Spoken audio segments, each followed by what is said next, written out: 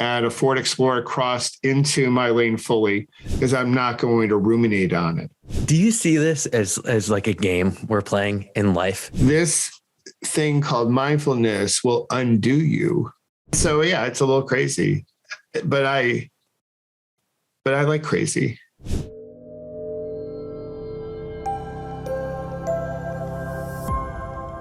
Yeah. So I would love to just start by asking you, Michael, if you could give us the brief lowdown on your story and how you came to pause, breathe, reflect.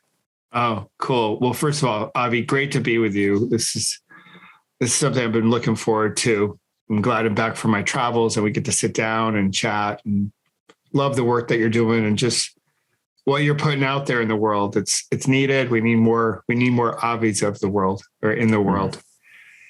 So my story. So I think it's pretty typical in a lot of ways. So I grew up just in suburbia in upstate New York. Pretty much a white bread kind of town. I think I had 400 kids in my high school. 99% of them were white kids, guys and gals. So I didn't know much about diversity, and that's just the world I grew up in. And I also grew up in the world where there's a script, like what it means to be a boy, what it means to be a man, and not really learning how to deal with my emotions. Back before there was anything such as emotional intelligence, you just try to suck it up, girls cry, all that stuff. And I just didn't know how to deal with it. So as a coping strategy, I just packed a lot of my emotions deep within. Along with probably all the listeners, I have that little voice in my head, as we all do, that would tell me things like I wasn't worthy or not enough and all that jazz. And every time that popped up, I just would pack it down and pack it down and pack it down. And eventually it would bubble up and I would explode. I had the classic Irish temper, whatever that is, right? That stereotype. And most of my existence, as far as life, was centered around sports. I thought that was sort of the portal into my dad's heart and my dad's acceptance. And didn't really, school, I went through, but I wasn't in love with it. I wasn't, a lot of times, like in social media, we have to hyperbolize our story. Like, I had to walk uphill 10 miles and I was an F student, and look at me now. And it wasn't like that. I was a good student, but I wasn't a great student. I wasn't a poor student, but I wasn't in love with school. I was in love with sports. I just loved moving my body in the competition. And again, I thought it was a portal into approval as a boy.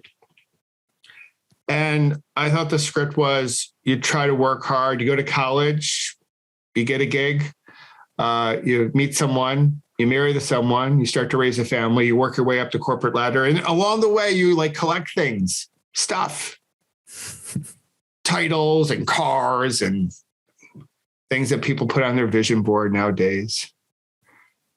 And that's what I thought you did. And they paid you. So the stress was sort of like part of the gig, right? So it's stressful, but they pay you. It offsets the stress. I knew of no other way.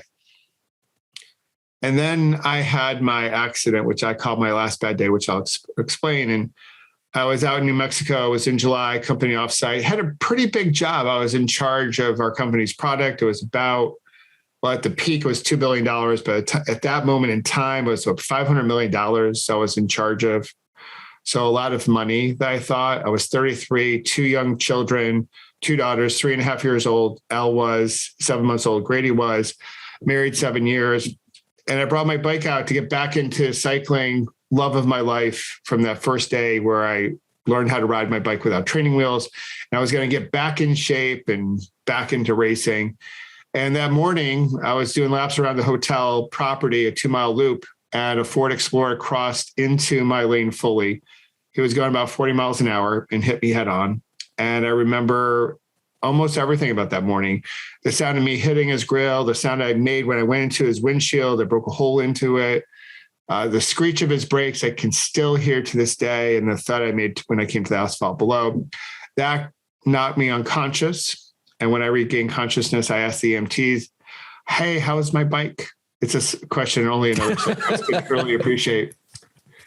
And they looked at me and they're like, your bike's fine, which it was not. It was a total lie. It was not fine. It was destroyed. I was destroyed. And I could just tell by the energy of the space, things were pretty grim. Plus I couldn't move. I was in the worst pain of my life. And I just thought, like, it doesn't end this way, does it? This is not part of the script. I was following the script. The script I was given, I was following that script. Like, what's going on? It was so surreal. It's like, no, like, they got the kids, I got the marriage, I got the house, I got the script. And then I just remember trying to will myself not to fall asleep, lose consciousness again, because I thought if I did, I would lose control over the situation, crazy as that sounds, because I had no control. And when they put me on the helicopter to take me to Albuquerque, the only trauma one center in the state, I promised myself, I promised whoever was listening, whoever was in my mug, Mother Earth, the universe, or God, if I survive, I promise I'll stop chasing happiness, because I was chasing happiness. And of course, it was crazy. I didn't know how to stop chasing happiness. I was just making a bargain. Like, if you do this for me, I will stop doing this, not even knowing that that was the thing they wanted me to do. But I was chasing my happiness, collecting my stuff, which is, I think, is common, more common today, because we have more opportunity to compare ourselves with everyone else. And they flew me to Albuquerque. I remember every one of those 19 minutes. First surgery lasted almost 12 hours, needed 34 units of blood product to save my life. The accident broke a whole bunch of everything, but it lacerated the femoral artery of my left leg. And I was, in essence, bleeding out in the middle of nowhere, New Mexico, which is somewhere to someone, but nowhere to me. And the doctors told my wife, we're not really sure how your husband survived. Had he been 10 years older or not in shape, he would have died before he got here, because he lost so much blood. And I spent 4 days in the ICU, and I came out, and the journey continues. So it's like a Disney film. It starts off with a bad scene one, but it does get better over time. So. Okay. And then now this movement. Yes. That you're devoting so much time to. How did that incident lead you to spending your time, leading meditations, guiding people to slow down in their lives? Yeah. Well, in my hospital stay, which was several months long, at first the doctors painted a pretty grim picture of what was in front of me. They're like, someone with your injuries, you're probably not going to ride again. You're probably going to walk with some limitations. You're going to have like a lot more surgery. Both knees are going to get replaced in 5 years. The list went on and on. So the whole like, hey, I'll promise I'll stop chasing happiness. I did that because I couldn't even like spell it. I couldn't see it. I was really dark really quickly. And then fast forward a bit, a mentor shared with me, listen, everything is neutral until you label it. You get to choose your label. So right now you're labeling yourself as a victim. And I will submit you can label yourself in a lot of different ways. You just don't have to choose the label as victim. And if you choose to label yourself that way, no one's going to blame you because something horrific happened to you. And I was like, what is this? Everything's neutral until you label it. What is this, like woo-woo stuff? Like, this is like, I was not into any of like the stuff that we currently do back then, because I thought it was soft and wooish. And he went on to say, you go where your eyes go, which is a page out of the cycling handbook. When we go down a descent or a turn, we want to like look through the turn. That helps the bike go where we want it to go. If you look straight ahead, the bike's going to go straight ahead and not go through the turn, which is no bueno in terms of cycling. And what I realized in a moment of clarity, a big aha during a therapy session, is that I needed to heal my mind in order to heal my body. I think a lot of people know Joe Dispenza. So I didn't know anything about Joe Dispenza. Like, and like my thing, like in a lot of ways, I have Joe Dispenza's story before Joe Dispenza was a story. Like, cause it was the same thing that happened to me. I've been quieter about it, but I knew like I had to heal my mind and I had to come back to my breath. I knew enough as an athlete to come back to my breath. but I didn't know anything about meditation or mindfulness. And after that aha, the next day, I wheeled myself to a quiet place in the hospital and I just got quiet. I slowed down and started to practice mindfulness. Again, not knowing how to do it. It was 2001. So this is before internet, right? Not before the internet, but before social media, before Google, LinkedIn, Facebook, all that stuff. But I just knew I had to come back to my breath. And I started these pause, breathe, reflect moments. And PBR is for me, it was a cute acronym because when people hear it, they think of Pabst Blue Ribbon. So I was like, I need a PBR. And they're like, haha, that's funny. And I'm like, yeah, it's funny. But it's pause, breathe, reflect. But there was also a metric at work I was graded on, which I couldn't stand, called profit before royalty. My whole evaluation was based on that in essence. And I was like, why is it just one thing? Why is that one thing so dominant? And so I also thought it was clever to call these moments PBRs because of that whole profit before royalty thing. So there are moments where I paused, came back to my breath and reflected. And that's where I started my gratitude practice. And I started seeing other things like what I still had and could do. And that was the beginning of like really turning around my recovery. So I eventually got out of my wheelchair, back on my feet, out of the hospital, and then over time, back on my bike and to this current day. So there were little micro breaks. So I wasn't meditating for 2 hours, or I wasn't even meditating for 10 or 20 minutes. It was just these 5-minute breaks. And my practice has extended, right? So I have a practice like outside of Clubhouse that's, 30 minutes to 45 minutes a day. But I do believe these 5-minute breaks are a good port of entry or a nice refresher throughout the day. And so I kept it to myself for a bit because I knew no one else that was really doing this. And talking about mindfulness and meditation in a corporate environment back then was like, well, you're like way out there. Like we got to talk about Excel workbooks, right? Not meditation. And so I just kept it to myself. And then eventually I left my corporate job to do what I currently do. I would write about it occasionally. I would tell my clients that maybe they needed to have a PBR break. But once we got to the pandemic, that's when people started playing back. Hey, Michael, man, it's a pause, breathe, reflect kind of day. I need to grab a few PBRs. And at that point in time, I realized there's something more to this. And this moment in time is going to call for our agility and resilience and more mindfulness. And at that point in time, when the pandemic hit, I was like, I have this thing that has been instrumental, so pivotal in my life. Why aren't you sharing it? You're not sharing it because you're worried about being judged, of being too soft and not in the corporate space because you're a corporate coach. And I was like, this moment is too huge. I could feel it. I've gone back and listened to videos I did in March and April of 2020. And I realized I could feel like this moment was going to be enormous. And I was like, you're not serving folks you could serve by keeping it to yourself. You need to be more open about this because it changed your life and maybe it could change someone else's life during this moment in time that's going to be quite significant. As I'm listening to you, it seems like it's such a natural progression actually that you went through between discovering something for yourself that, oh, this is really helping me. And then at a certain point saying, whoa, this could really help other people too. And I think maybe we all go through that.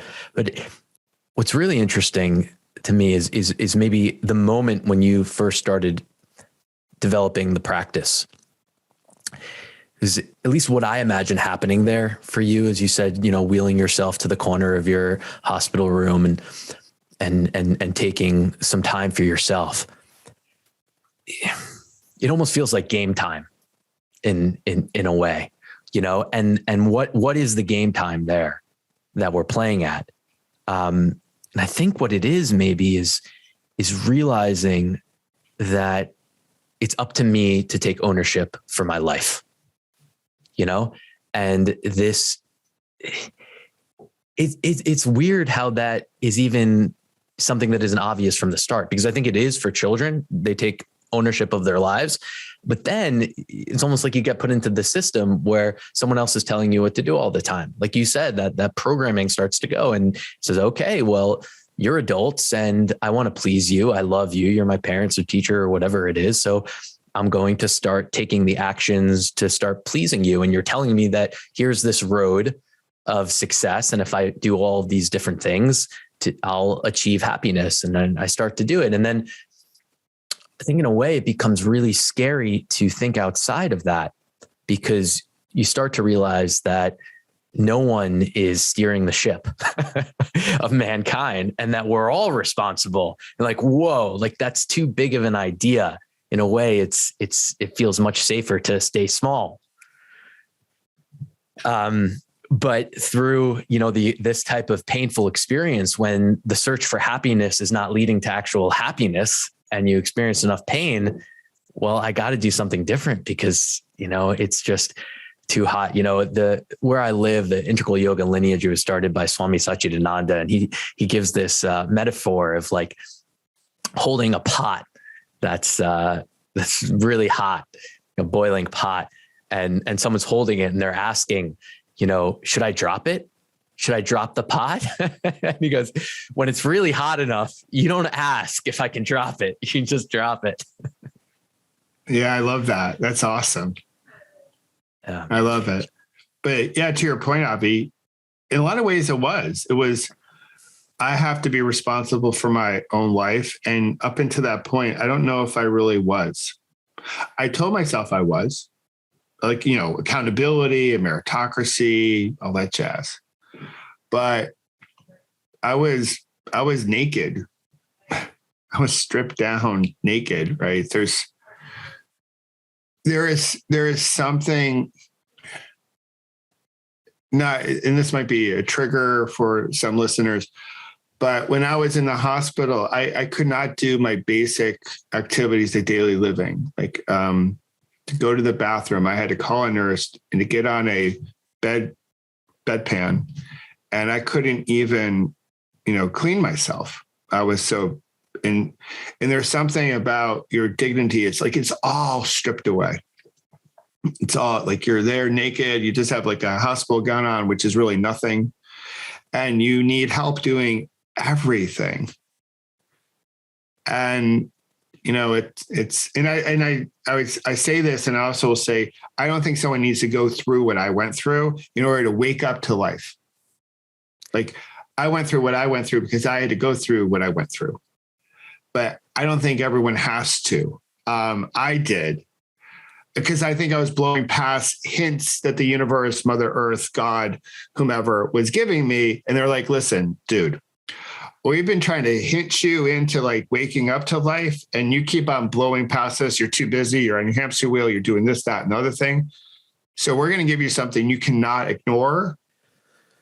And what I share a lot is like, listen, if the universe sent me a Ford Expedition, which is the bigger version of the Ford SUV, I don't live. I'm pretty convinced of that. If they send me a Ford Fiesta, the little compact car, I probably get hit, but maybe not so severely, and I might not get the message. In so many ways, they send me the perfect size vehicle. To get badly hurt enough that I had more time to pause on like how I wanted to live, how I wanted to show up. Did I want to wake up to life or not? Because I was doing what a lot of people currently do today. You want the pleasant, and you push or numb away the unpleasant, the unwanted. And so the pleasant is good, right? The dopamine hits. So we strive after that, more stuff and more stuff and more stuff, and more of those, more likes, if you will, on social media. And everything that's unwanted or not pleasant, we push away, or we numb it away. And I was doing exactly that. And what I've learned along the way in terms of my mindfulness journey is to be receptive and open to all of it. As Rumi writes, this is a guest house, this thing called life. Welcome all visitors. Welcome them at the door laughing, entertain them all. And that's what I've been able to do, to have space for all that comes up. Because I know all that comes up there's an impermanence to all of it. It floats away and there's another moment. But we don't necessarily see life because we're spinning too hard on our hamster wheel.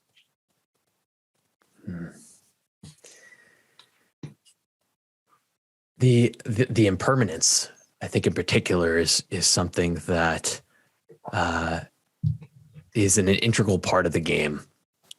You know, like if we're being honest, you know, things come and things go. And as much as I want to label, the labeling, that's not in alignment with nature. No. Yeah. It's fall foliage, the cherry blossoms. I used to live in DC, so everyone flocked to the cherry blossoms to get them at full peak. They're beautiful, and the fall foliage is beautiful because it doesn't last forever. If it lasted, if full foliage and full peak for the cherry blossoms was in constant, we would take it for granted. But we see the beauty in the moment because we know it won't last forever. And so that moment won't, and this moment won't. And so how can we appreciate our moments and know that, you know, this moment will pass to another, you know, this moment too shall pass, as they say. So getting into that way of being has helped me tremendously as far as like the rest of my journey, right? Because I had too many surgeries to count, although my insurance company has done a pretty good job counting, but I've lost count, and a ton of hours in rehab. And, you know, I've gone through pleasant moments and unwanted moments and every moment in between. I think it's really the unwanted moments, though, that maybe we have the most room to grow, I think, and deserve, you know, attention. It's easier to deal with the good moments. I know what to do with. Well, maybe there's probably some room there too, but it's especially the unwanted moments. Like they're called unwanted or painful for a reason, right? And then so the process, the cultivation of shifting them towards something that isn't as painful, right? Like that's the idea. And that's what I hear you talking about doing. And, you know, for those who don't know, you know, Michael has this thing about what he described when he got hit was your last bad day, right? Which is, I think, what this is all about. Like, in order for that to be your last bad day, you have had to develop a relationship with those unwanted, painful moments where you don't allow them to grab hold of you, maybe in the way that they used to. So can you describe a little bit like how you've been able to do that? I think that's something that many people would be interested in. Those moments come, they happen. What's your process for moving through those moments? So yeah, great point, Avi. I think it starts like upstream is coming to the realization that a lot of my really tough moments eventually led to some of my most profound growth. So when I saw them through that lens, I'm like, okay, there's some benefit here. I have to go through the mud, right, to become the lotus. Now, not every bad moment. Some moments are just filled with sorrow and sadness, and it doesn't feel like there's any growth to that. But what I've been able to do, and this is how I feel the sadness and I feel the sorrow. So having my last bad day doesn't mean I don't feel a whole range of different emotions. I like to think since my accident, my emotional agility and my emotional acumen has widened that aperture. Like I'm just more aware of a whole bunch of different emotions that we can all feel. So I feel them, and it's maybe not so like literal, like, you know, as far as like sadness can last more than a day. So right now, as we sit down and record, we have the war in Ukraine. And for me, I feel there's a part of me that feels sad, and it's felt sad now for 2 weeks. But there's also elements of my being that feel grateful and happy. And so all of it exists together. So what I decided to do with my last bad day is like really get wise about my labels. So if I have some sad moments or angry moments or disappointing moments throughout the day. But I go to bed each night and I have people who care about me in my life. I have my wife, I have my daughters, I have friends. Then how can I say that whole day is a bad one? So I'm going to get really wise about how I label my days. My day was a day. Wasn't necessarily good or bad. It was a whole bunch, right? I often talk about with managers. I'm like, how do you know a difference between a manager and a leader? A manager, if you ask a manager how her day was, she'll say, fine. A leader will be like, oh, we have to talk because it's going to be so much, right? You're going to experience so much as a leader. A manager just will say, it was fine. You just sort of go through the motion. And so when you wake up to life, you've experienced a whole bunch. But I decided that I was going to change my relationship with the unwanted. And in some ways, even through my athletics, now that I'm back riding my bike, some of the unwanted, some of the suffering, the pain cave, as they call it in athletics, like I want to get there because I know that is a moment that's not going to last forever, but will generally lead to a lot of my growth and my strength and my stamina and all that stuff like that. So I just have been working on, it's been 20 years, almost 21 years now, working on changing my relationship with the unwanted. And if I can't really embrace it, I can at least allow it to sit along with what's pleasant. So instead of pushing it away, or I like to say, putting in my backpack, which I did before my accident, I'm just going to let it have some space and say, okay, you can sit here along with all these other beautiful emotions I'm feeling. And I know that this moment is temporary. You too shall pass. And I lose my grip on it. It doesn't get so grippy, which then I think has a way of preventing it from turning from a bad moment into a bad day or even longer, because I'm not going to ruminate on it, as I think a lot of folks do today. Do you see this as like a game we're playing in life, and there are certain, like, nature has the rules to it, and I'm trying to figure out what the rules to the game are in order to play at a higher level? Yeah, I realize, like, the whole control piece, right? So back in the day, like, if I can just control things, they almost, bring an ego, like, I have the right answer. I'm the leader. Like, I had a leadership position. So as a leader, this was the notion, the script I was following. Leaders know all the right answers. They know how to get to where we want to get to, right? That was the script I followed. So, all right. So I know the rules. I know what's right. And then it got all flipped upside down. And I realized, actually, the value is in the unknowing. The value is in the curiosity. Like, you don't have all the answers. You're not in control. Like, we're not, to your point, we're not steering the ship. Like the ship's being steered by something else. And we're along for the ride. And the more awake you can be with life, and the more agility and versatility you have, if you slow down enough, you can see things differently, right? They tell everyone in sports, like, the game gets the people who are really excelling at their sport, the sport seems really slow. Like, you ask any athlete who's in a slump, it's like everything seems so fast. And then the people who are really doing well, everything's slowing down. That 95 mile per hour fastball seems like it's coming in at 55 miles an hour. And I would say the same thing's happening maybe on stage or in a lot of other aspects of life. Like, when things slow down, we can just respond to the game better. When everything's going 1,000 miles an hour, all we're doing is reacting, and we don't necessarily play our best game. And so mindfulness, I think, can help us slow down and be fully awake, and do the work.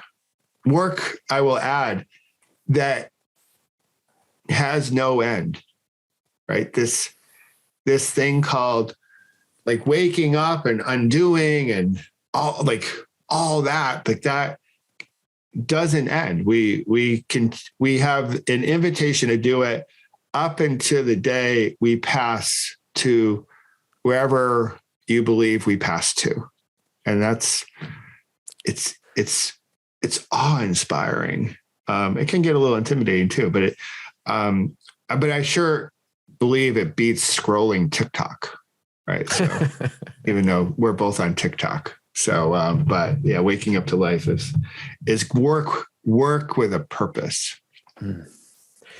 I think, or it beats trying to convince yourself that the game is different than it really is, and the pain that comes from doing that. It's like, I think of the voice inside of myself, and maybe we all have this, that doesn't want to admit my lack of control, right? Like that is like the scariest thing, to like honestly believe like I am not in control of my life. There's another voice that's like going hard, like I am in control. I can, mold nature to the way I want it to be. And then it's also scary because, like, what's the point then? Like, if I'm not playing kind of this ego game where it's like I'm racking up certain amount of points and I'm beating other human beings, like, and there's nothing to take credit for, like, then it's so scary because it's like, what do I do? Like, where do I go from there? Because I've been playing that other game for so long.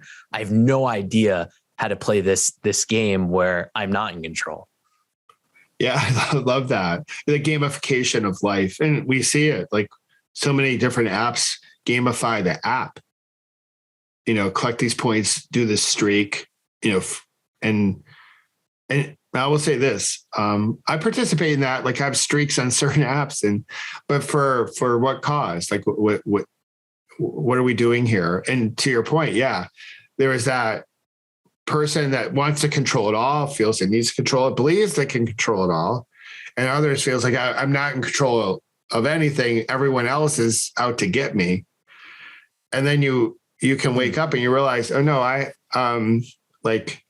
get to control how I respond to this game, how I wish to show up. What do I wish to ripple?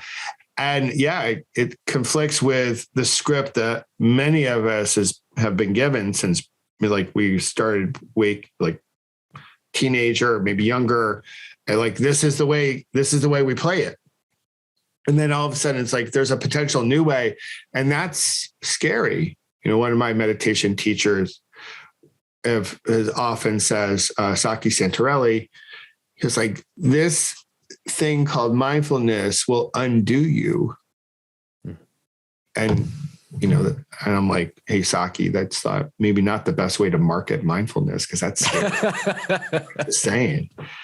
But it will undo you. You have to unlearn. I think that's something that I've spent a lot of focus on over the last 5 years, in particular the last 2 years, is unlearning some of the things I have been taught. And can be scary, but hopefully we have enough courage, enough curiosity, and hopefully enough commitment to throw another C word in there to lean into that, or just explore that, discover that, what it means to unlearn. And yeah, you sort of undo your old script and you have a chance to write a new one. And really, again, as I've mentioned before, wake up to this journey called life. Yeah. And I'll say too, to just like, I think add to the positive elements of the undoing, that, for myself, and I think many of us who are practicing meditation and undoing, this love that begins to develop for the silence, for the place beyond the mind, and as you start to practice, those spaces in between thoughts start to elongate, and you crave them. Like I crave them so much, and they're such a gift. So, although it may seem like there's not benefits to doing this practice, right? It seems like so hard in the beginning and I'm not very good at it. There is so much there's so much juice there, waiting for us. There's so much, like everything that we're even looking for, actually, which is so beautiful, because it's like, what I'm actually looking for is there, sitting there in the silence, in the last place that I would ever look to find it. Yeah. Yeah. And then the moments in between all the moments. And yeah, it's really cool. Like when you get together with a bunch of folks who practice mindfulness, you can sit in silence and it doesn't feel awkward. And that doesn't mean that you can't go back and forth with energy, much like we're doing today, but it's just, we can be as comfortable doing that as we are sitting in silence with each other. And like, yeah, some of the greatest answers come like through a silent retreat. So like doing a silent retreat every now and again, every year, you retreat to then eventually return, right? You gain some wisdom through the silence. And in a lot of ways, like you also give your brain a chance to change, the neuroplasticity of the brain. We've developed a lot of habits over the last 2 years. Some of them I think are quite healthy and others may not be. So spending some time in silence, not doing, just being, I think can do a lot of wonder just for our overall health, but just overall sense of like who we wish to be, as the urge to create the new normal, seems to be knocking on our door, as we might be making a transition here in the great kerfuffle, as I like to call it. But having these moments of silence, I think, can be really, just thought-provoking, and a lot of answers are within that. If we're willing to be in those moments. Yeah. I don't know about you, but something that is coming to me more, I think, is realizing that the relationship that maybe human beings have had with words, right? Like that is something I didn't even consider, like my own relationship with words for a long time. Words were everything. It wasn't these, sounds that were made up by another human to try to point to something, but it's not that actual thing that it's pointing to. And I'm starting to see now, and I think I'm having more compassion too for the situation, that I think words are an addiction, words and constant stimulation. So therefore it's like the balance. That's what I'm really interested in. That it's not that like words are bad or anything. Words are beautiful and I love words, but I am seeking that balance that feels healthy between the silence and the words. Yeah, I love that. I think there's just there's a lot of noise. They say that we're in this attention economy. Everyone with a phone has a voice now, which is really cool. There's a really cool aspect of that, because in the past, the system was built by like white guys. And like, if you looked and sounded like us and agreed with us, you have a platform, right? We get to decide who has a voice. Now with the phone, everyone has a voice, and there's something really cool about that. But it also can get really loud and addicting, because we're all like grabbing after the dopamine hit, it's striving for the pleasant, and maybe even some of the silence is unwanted, if we have a strong addiction to the words and the noise. But being wise with our words, as they say, words matter, right? So being smart about how we describe things, how do we talk to ourselves, how do we talk with each other? And then also just giving ourselves permission to be in the silence. And that's why I start with like a 5-minute sit. Some would be like, you got to sit longer, right? From a mindfulness-based stress reduction, like philosophy, a proper sit is 45 minutes. Although we'll be quick to say, if you don't have 45, 44 will do just fine. If you don't have 44, 43 will work. But for me, just for the non-meditator who's like, I can't do this. It's an invite to say, I bet you could do 5 minutes. We'll start there and we'll see where we go from there. Yeah, I was having a conversation just last night with my brother, and he's in a very interesting position. You know, he has a big company, and he's also, started to cultivate a mindfulness practice at the same time. And I was asking him just about his practice, and, he said that he's really let it go recently and he hasn't been practicing at all. And so we got into talking about this thing about, like the amount of time, and even turning meditation into a type of competition type of thing. He saw, well, if I'm not going to sit for 20 minutes, kind of like, what's the point? And I think you and I share this a lot, where it's like, I even think like a few seconds. I don't really believe in the whole, like, you need to do it for a certain period of time. That's not what my experience tells me. I could even take a minute, and I'm not trying to equate that to 30 minutes. That's a different thing. All I'm trying to say is that there's great benefit in the minute. And if there's great benefit in the minute, why not have that benefit? I completely agree. I think there's benefit in just even 30 seconds of like doing nothing and breathing.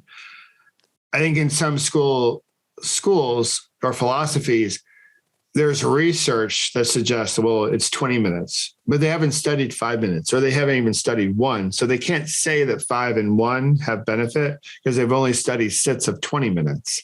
So they sort of get caught into that and say, okay, well, this is the standard. And my thinking with, I think your brother's example is a really good one, Avi, is in this busy, active way of living where technology is rapidly accelerating our pace, anytime at all where we can just sit and be still and come back to our breath and recruit a different part of our nervous system, there's benefit to that.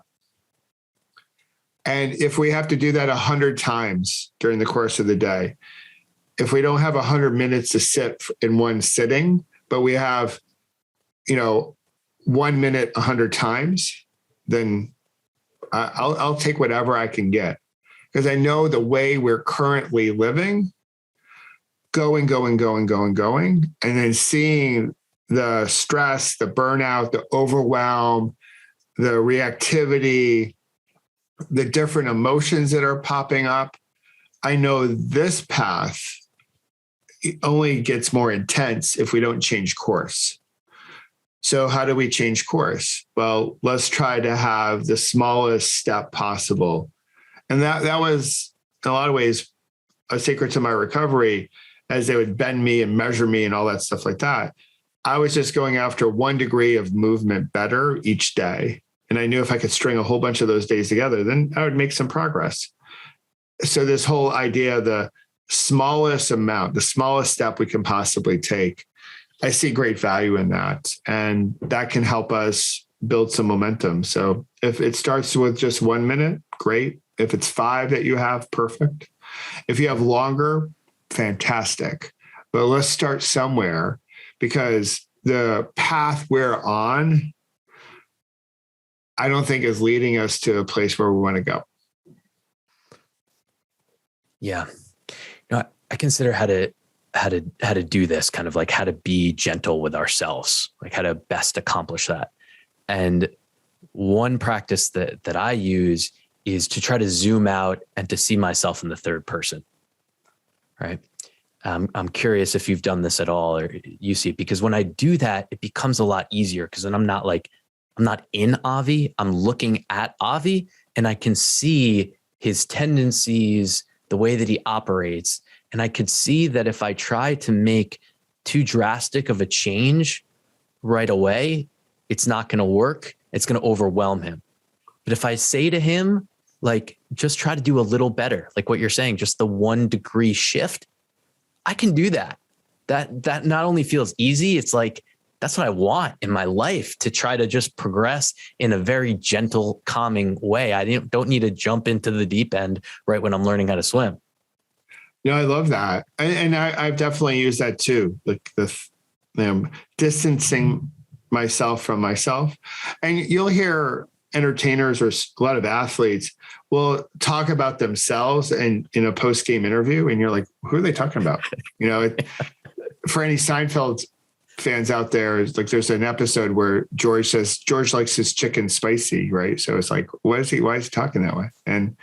But I think and I think some of the research does suggest that can be quite helpful for some people. You step out, you almost become a coach of yourself. And how would you coach yourself in this moment? What advice, what counsel, what kind of nurturing would you give yourself? And maybe the nurturing that we have to give ourselves is you have permission to take this minute. You have permission to take 5 minutes. You have permission to slow down, and be fully awake in this moment, because this moment matters, right? This moment will ripple or cascade into all future moments. So let's be wise about how we wish to use this moment. Yeah, I just wanted to say, like, I'm kind of laughing inside because I'm recalling a memory from when I was a kid, and I was into baseball a lot. And I remember Ricky Henderson would always talk about himself in the third person. Ricky's doing this and Ricky's doing that. And, I just saw it as like, okay, whatever. But the perspective that other people seem to have around it was that he was crazy, and there was something wrong with doing that. And so I left it. I put it away because I didn't want to be, labeled like that. And it's like, I've come back to it a little bit as I've gained more confidence and said, well, I think that there's actually really something there. And he was I think the all-time leading stolen base. Yeah. Like I remember seeing him in Fenway Park once. It was like incredible. He changed the game. And in a lot of ways, like some of my friends from my corporate days, when I got hit, just because it was in a corporate environment, a corporate meeting, they would often comment to me, it's almost like you're talking about your accident as it happened to someone else. And I said, well, you know what? In a lot of ways, that was a coping mechanism that I had to distance myself from it, because if I was in it the whole time, experiencing the trauma, it could be too overwhelming. So I had to find a way to talk about what was happening with some distance, so I could help myself navigate what was a lot of uncertainty. And so I said, that's just a way that I dealt with it. Now, I didn't talk about myself in third person, like Michael's got to do this. Like I didn't pull the Ricky Henderson thing, but they would often comment, say, yeah, it's almost like it happened to someone else. And I'm like, well, in so many ways it did, because I'm a new person because of all this. Like what happened, like blew apart my old identity. And in the beginning, I struggled with finding what my new identity was. And I think that's what's happening, I think, with the planet, maybe this country, is that the old way, I think many people were like, well, that wasn't working well enough. Certainly not for all of us. For some of us, the few who built the system for the few.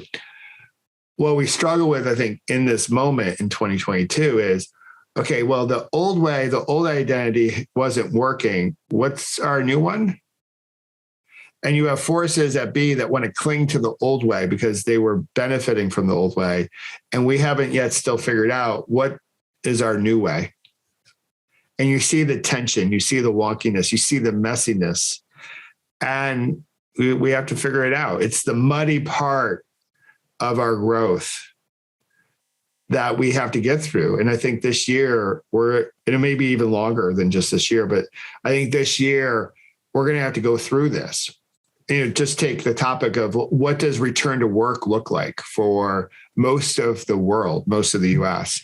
That is going to be messy. And if we can say we're okay with it being messy, then we can change our relationship with it, because it certainly won't be certain and it won't be exact, because we don't have a playbook for this. We're doing this for the very first time. Yeah. And I'd maybe say it's going to be messy no matter what. Like it's messy even when you try to hold on to the past, because you can't. Like that, again, that's working, against nature.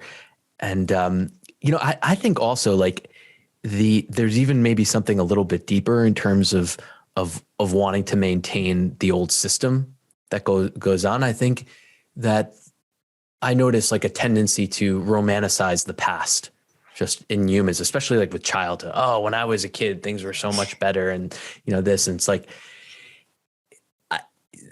I don't know, but that to me is like a holdup.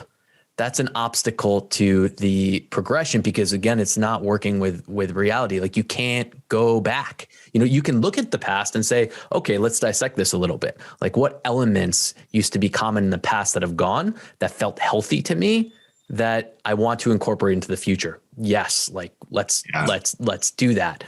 But I think that there's really a lot of fear at work there. There's fear into the future, and there's like a safety, more of a comfort of staying where things were because I know what that's like. And we see that all the time in terms of different people stay in really hard positions in their lives because I'll take the painful known to the, unknown that's, that could be much better. Yeah, no, I think we do that all the time. We do romance the past, but I don't think anyone's looking back to be, oh yeah, I want to go back to the days of the little house on the prairie, when we were, working the fields and there was no air conditioning and like, the whole, it's part of our biology, right? So we're hardwired to pay attention to threats in the moment. There's no threat, and then we take some of the goodness, we create a story around the goodness that may or may not, from the past, that may or may not be accurate, but it's the way we saw it, our perspective. And yeah, it gets scary, the future. And I think the last 2 years, I think it's really underscored this, like how uncertain life is. Life is uncertain. It's always been. I think we've felt it more over the last 2 years. And I think that's the scary part. It's like, oh, wow, it's uncertain. It's blank in some ways. And, oh, you know what? It's up to you to like create your art on that canvas. Now you can allow someone else to do it for you, but then you're just going to play the same game you've always played. So the scary thing is like, oh no, I'm going to pick up the brush or the marker or the pencil and I'm going to create.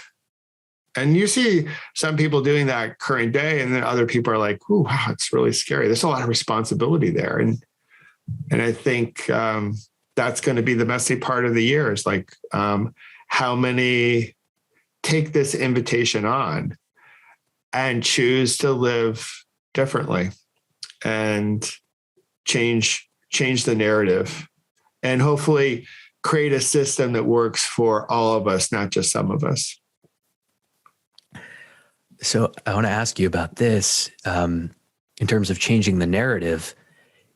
The message that has been coming to me a lot is like, okay, take up the brush and what are you going to paint, right? And I think my external world right away, like, okay, our society and how can we, structure laws and government differently and all that sort of thing. But in a way that's feeling like another trap for me personally, I would say. And what nature keeps on telling me is go inside, keep going inside and keep focusing on what you're painting in there and keep painting something more beautiful on the inside. And as a byproduct, if I do that, like I'm naturally painting something outside just by living my life.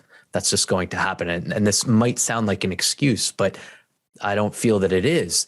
Because like as an example, if I keep doing the work on the inside, right, and I get to a place of, in a way, losing myself and getting to a place of freedom and peace that maybe even I feel gratitude so deeply that my life can end right now and I'm okay with that. Right? Now, that work that I just did inside, getting to that place, connecting with that place, is going to dramatically impact the action that I take externally. Because I don't think that there is anything more powerful than a human being that genuinely feels that they have nothing to lose. Mm-hmm. And what we have is a lot of people operating that they are so afraid to lose, anything. Like, I think it's very uncommon to meet a person that says like, okay, my life can end right now and I'm okay with it because I'm already full. I've already been given all of these experiences in life. I want more. Like, that would be great if I have more, but even if I don't get more, that's okay with me. So what do you think about that? I think there's so much goodness to unpack. Back before my accident, I was terrified of dying. And now, I want to continue living, but I'm not terrified of dying like I once was. Right. So I know that, hey, we're all energy in a vessel of flesh and bones and, cells that, our energy travels wherever it travels next. And I think like we're hearing you, Avi, like one of the old adages that is quite common is like nothing changes until you do, right? Or be the change you wish to see in the world, which often is attributed to Gandhi, but I think there's some question as to whether or not he actually said that or not, but it doesn't matter, right? So the principle of like all change starts with ourselves. Like it's an inside out kind of thing. And I totally buy into that. I will also say that I think some of the external work that we do is also important. So we're recording this on National Pi Day, March 14th, right? The number pi, 3.14. But there, obviously you can pull the thread to like fruit pies and stuff like that. And there's a lot of debate. And I shared this morning with some, like what makes a good pie? And some would say it's the crust, and others will say, no, it's the filling. And I would say it's both. Because if you put like McDonald's filling into a good crust, it's still not a good pie. So you need both. There's a Rumi poem about two kinds of intelligence. And it's the intelligence that we acquire and the intelligence that comes from within.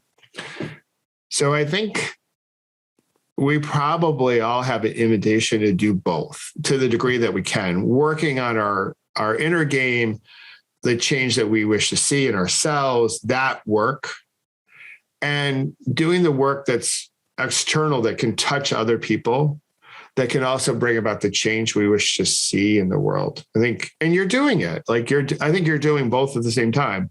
It's a beautiful slice of pie, right? You're doing the work and sharing your message. Even this podcast is an example of putting your own work out there, your own messages, your own energy, as you are in parallel doing the work that is needed within you. So I think this moment calls for us to do both. And I hope more people take that invitation and to get to critical mass. I am optimistic and I'm hopeful and I'm faithful about our future. I think this moment, although has extended far longer than I ever could have imagined, is all happening for us. It's the mud the last 2 years. And it's the valley, right? It's the darkness, like all that.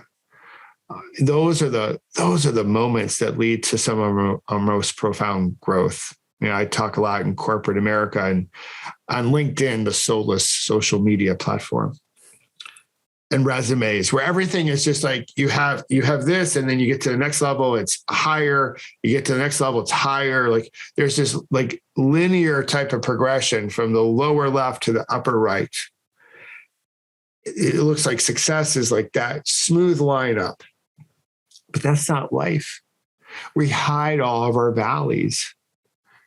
But we know, I think, intellectually within us, this kind of intelligence, that the valley part, the wonkiness, there's also an illustration, of entrepreneurship or whatever it could be. And it's a squiggly line. It's all swirly. It's up and down. And so success is not linear, right? And I think the more we can embrace our valleys, the dark moments, the muddy stuff that we're living in current day, we can see it differently. We can live with it differently. It's this bad moment that doesn't have to turn into a bad day where we get more divisive or divisive. we can use it to find a way to rise and begin to hear and see and love each other more, because I think that's one of the things that the planet desperately needs. Yeah, I think maybe even in the future, our relationship with the values is going to be very, very different, where we acknowledge that those are really the gems that we can offer other people. And we seek to identify our values as an offering to other people so that we feel more connected and less alone, and to give each other strength, as opposed to trying to, portray ourselves, like you said, and just, only successes, the straight line, the highlight reel of life. Yeah. I mean, that's what's tricky about social media. And I'd like to ask you about that, but I really want to talk before we end about your trip across country and your plans and why you're doing it, and how you're feeling about it. Yeah. I'm feeling stoked. So to fill the listeners in, so I'm riding my bike across the country. We leave June 14th from Astoria, Oregon. We arrive in Yorktown, Virginia on July 31st, so 45 days. The we is my wife and our two dogs, Jester with a J, Jester, and Hope. So they're coming along. This has been a bucket list thing for both of us. My bucket list was to ride across the country. My wife has a desire to RV across the country. So she's driving the RV and I'm riding. And I was going to do it last year to celebrate 20 years since my last bad day, sort of an anniversary type of thing.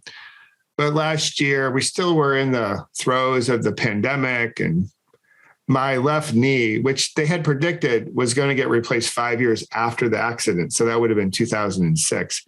But I was able to get 20 years out of it through a lot of the living I've been doing, the mindfulness living and everything associated with that. But the knee was starting to give out, and it was time for it to get replaced. So instead of doing my cross-country ride last year in 2021, I got my knee replaced. And so now I get to do it with a total knee replacement and celebrate 21 years. And so really it's a big gratitude ripple. I'm calling it rise to ripple. So the rise is obviously speaks to resilience. The two is about a bridge to somewhere, like from the old to the new. And the ripple is all about our energy. Because when I was a young kid, I used to love to skip stones in the pond in back of my grandma's house. And Grammy in the mountains, we used to call her. She had a house up in New Hampshire that would butt up against blueberry fields. So she had this big pond. And I used to go there and skip stones and those ripples, right? Which is just energy, right? So rise, resilience to something new, energy. And so that's what, that's the sort of that notion of the ride. And it really is a testament on what can be possible with gratitude, mindfulness, and community. It's also a big thank you to everyone who has shaped me into the person I am today. Obviously, I did a little shaping myself, right? I was working on myself, but I didn't do it alone. And so this is a thank you, right? So the EMTs that saved my life that morning on July 11, 2001, they got called to come to an accident scene. They really didn't know what to expect. They didn't know who I was. They didn't care who I voted for, who I prayed to, who I loved, my background. They didn't care. They didn't check any of that out. They didn't ask me those questions. Well, do you agree with how I see the world? They didn't ask me that. They just worked on saving my life. They got to work. And then the helicopter crew came, and they didn't ask me any of those questions either. They just transported me to the hospital as fast as possible. And my whole trauma team at the University of New Mexico at Albuquerque, when I was wheeled into the trauma center, they didn't ask me any of those questions either. They just got to work to save my life. And they showed up in such a way, like everything in a lot of ways went perfectly that day to save my life and then to save my leg. And every day I wake up, I try to honor their work.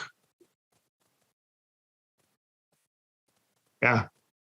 And so it's a thank you to them, but everyone along the way in the 20 plus years who has had a impact in my life to shape me into who I am, because they rippled into me. And in a lot of ways, it's like, hey, you know what? My life 20 years ago was a life worth saving because I'm doing something with it. I'm continuing your ripple, and we're slowly but surely changing the world. And that's what the ride's a lot about. So, it's that human experience. And what I want to do is share the country with people, even if our union is not perfect, right? It's about like creating a more perfect union. It's not perfect. It has blemishes. We're like kintsugi art. We have flaws.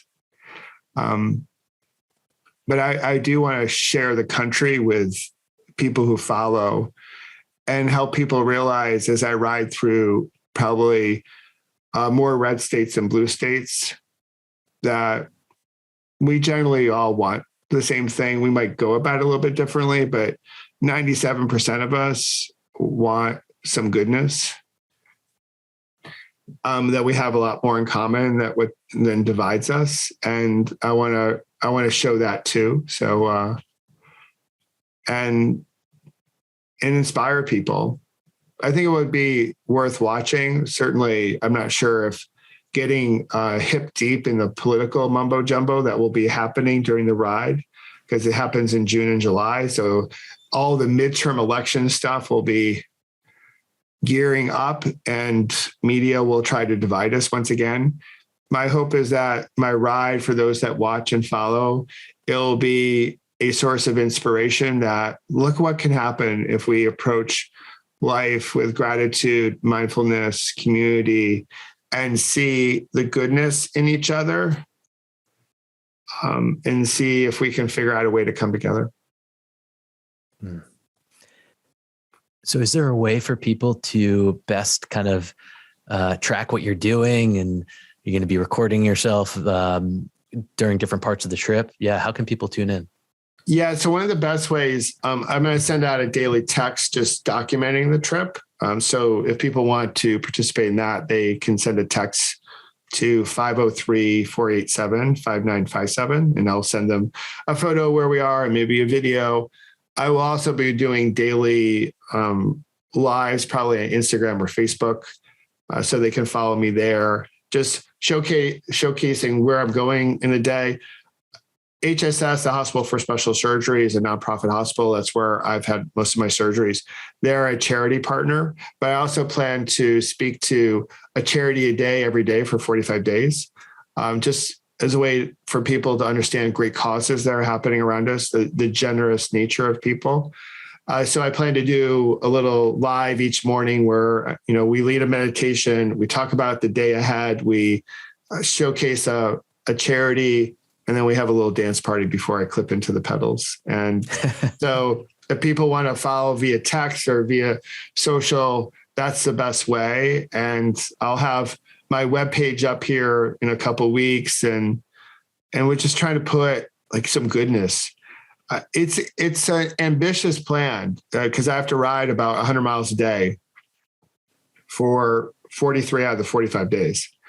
So my cycling friends, when I tell them, they're like, whoa, ooh, so it's a reaction that suggests that's crazy, but it's not like totally crazy, but it's crazy. And so, yeah, it's a little crazy, but I like crazy. I like crazy. I think, I feel confident in my ability to do it. My knee post-surgery is going really well. And, it's pedal stroke by pedal stroke, breath by breath, day by day. And, we'll find a way through the country and really experience something. Hopefully my wife and I will have our time together with our dogs, but also just share it with as many people who wish to watch, and just, realize that we can do hard things, and we can do hard things together. And I feel like we're in a hard moment, and we can get through this hard moment together. And the ride sort of signifies and symbolizes that.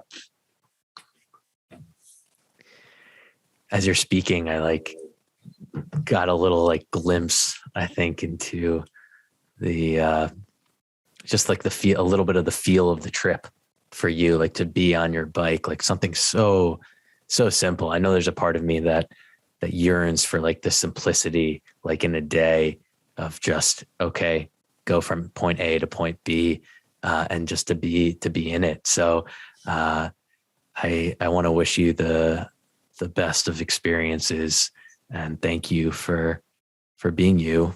You're totally inspiring to me, and I know to so many other people. So I love you, Michael. Thank you for taking the time to doing this. Complete pleasure. And you're a total mensch.